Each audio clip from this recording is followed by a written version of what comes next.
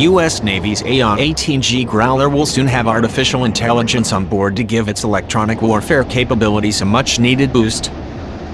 Last week, the Navy awarded a $7.3 million contract to Northrop Grumman to develop machine learning algorithms that can quickly identify and jam enemy radar signals. The U.S. military's electronic warfare (EW) capabilities are currently lagging behind near-peer adversaries like Russia. The announcement of the Navy contract comes a day after the head of U.S. Special Operations Command stated that U.S. planes were being disabled by enemy electronic warfare operations in Syria. Right now in Syria we are operating in the most aggressive EW environment on the planet from our adversaries.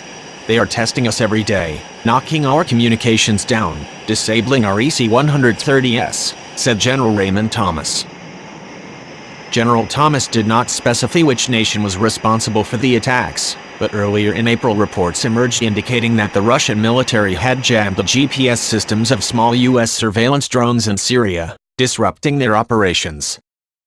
Lori Mobuckhout, an expert in EW and a retired Army colonel, said that Russia has invested heavily in EW following its attack on Georgia in 2008.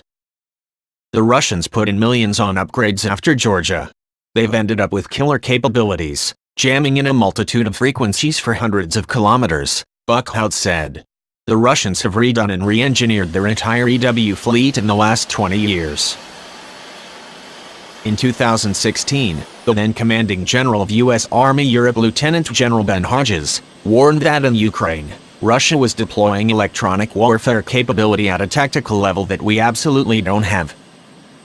According to Paul Tilghman, the director of DARPA's Cognitive EW program, the U.S. military's approach to disrupting enemy radar is still rooted in the 1970s, when electronic warfare officers first analyzed enemy systems to identify vulnerabilities and designed countermeasures to disrupt them. If you see radar X, use countermeasure Y, Tilghman said. A typical 1970s radar system was predominantly an analog system with components assembled in a specific, fixed manner limiting the radar to defined operating boundaries. Once a system was created, it was a relatively static, known quantity.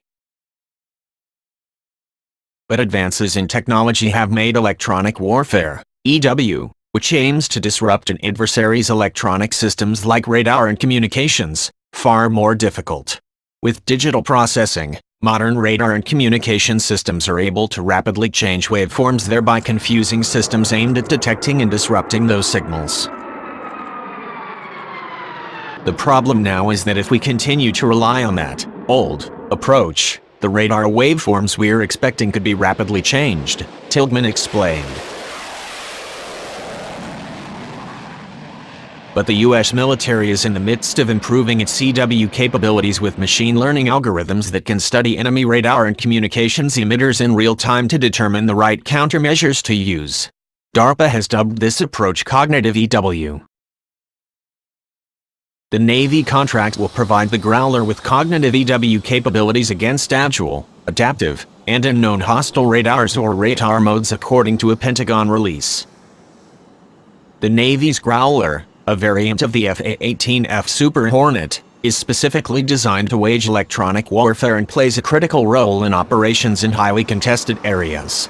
The Growler is often deployed ahead of other aircraft to disrupt an enemy's air defense system and provide critical cover. The Navy expects to receive its upgraded Growler by 2019.